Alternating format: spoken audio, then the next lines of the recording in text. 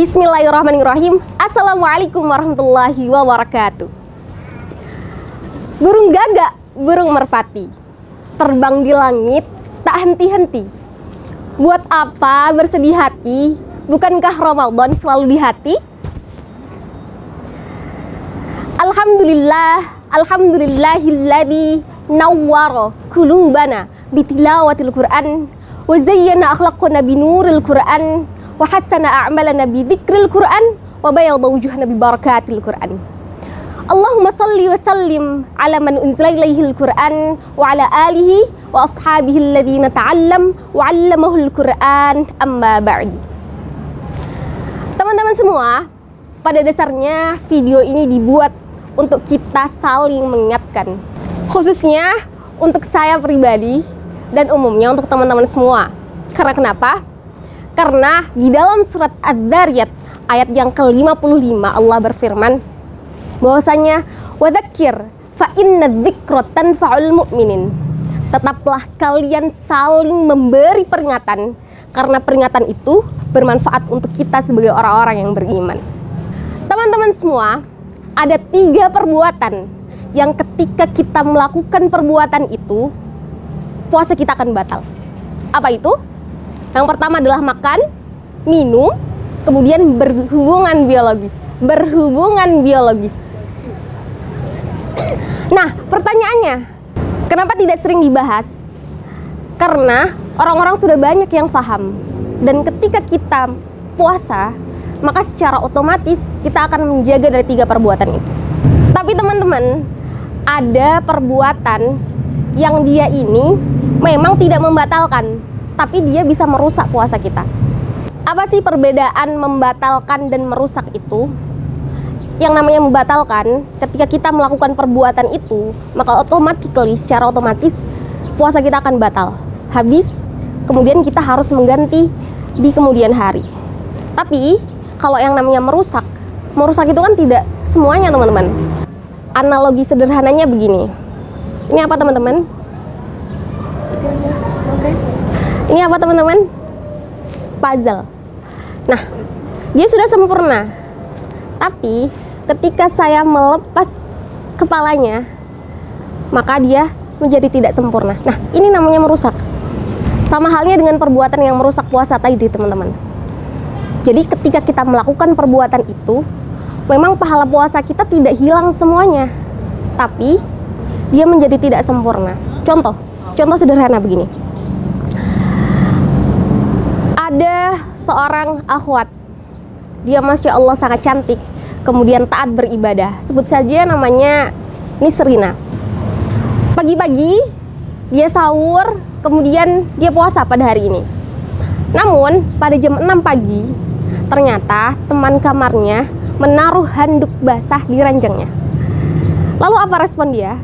Ternyata dia marah, kemudian melontarkan kata-kata yang tidak sepantasnya untuk diucapkan. Nah, maka kalau misalkan tadi pahala puasa itu kita ibaratkan 100%, maka ketika Nisrina ini dia marah-marah, kemudian mengucapkan kata-kata yang tidak pantas, maka pahala itu hilang 25%. Kemudian dia berangkat ke kampus. Tiba-tiba hujan deras. Nah, dia pakai payung nih, sudah pakai payung. Tapi ternyata ada mobil yang melewati dia. Kemudian baju dia basah. Nah, di situ juga dia mengucapkan kata-kata yang buruk. Latah yang keluar itu latah yang buruk. Nah, di sini juga mengurangi pahala puasanya lagi.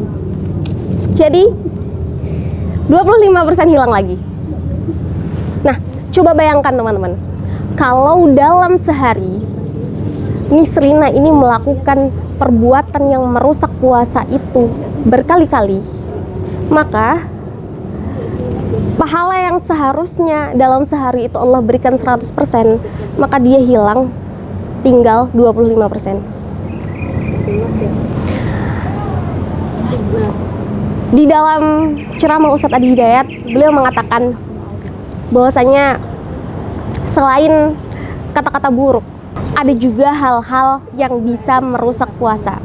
Di dalam ceramah Ustadz Adi Hidayat, beliau mengatakan bahwasanya selain kata-kata buruk, kata-kata kotor, ataupun riba, itu ada juga hal-hal yang bisa merusak puasa.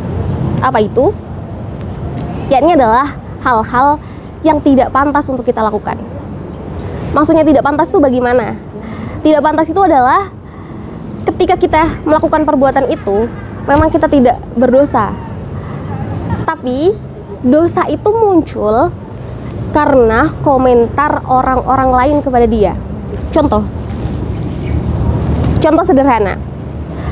Teman-teman yang ikhwan mau sholat Jumat ke masjid. Nah, pertanyaannya, pakai peci tidak? Tentu pakai, kalau nggak lupa. Tapi problemnya adalah ketika dia pakai peci, pecinya itu tidak dipakai secara layaknya. Bukan seperti ini. Tapi dia dibalik. Justru begini, yang dalam di luar. Nah, pertanyaannya adalah, apakah ikhwan ini berdosa ketika melakukan perbuatan ini? Tentu tidak.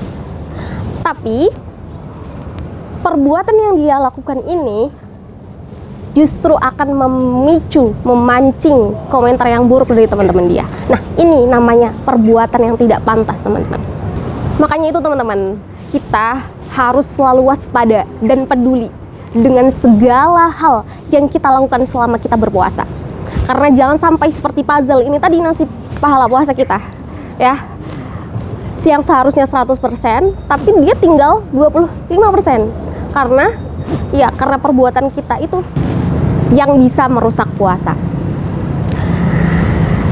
Cukup sekian yang dapat saya sampaikan. Ada satu pantun lagi untuk teman-teman semua. Jangan lupa bilang cakep. Lulus kuliah sudah ada yang menanti. Cakep. Tapi sayangnya orangnya di luar ekspektasi. Buat apa kita bersedih hati? Yuk sama-sama kita introspeksi. Sekian dari saya. Banyak salahnya saya mohon maaf. Nun wal qalami wa ma yasturun. Ihdinas siratal mustaqim. Wassalamualaikum warahmatullahi wabarakatuh.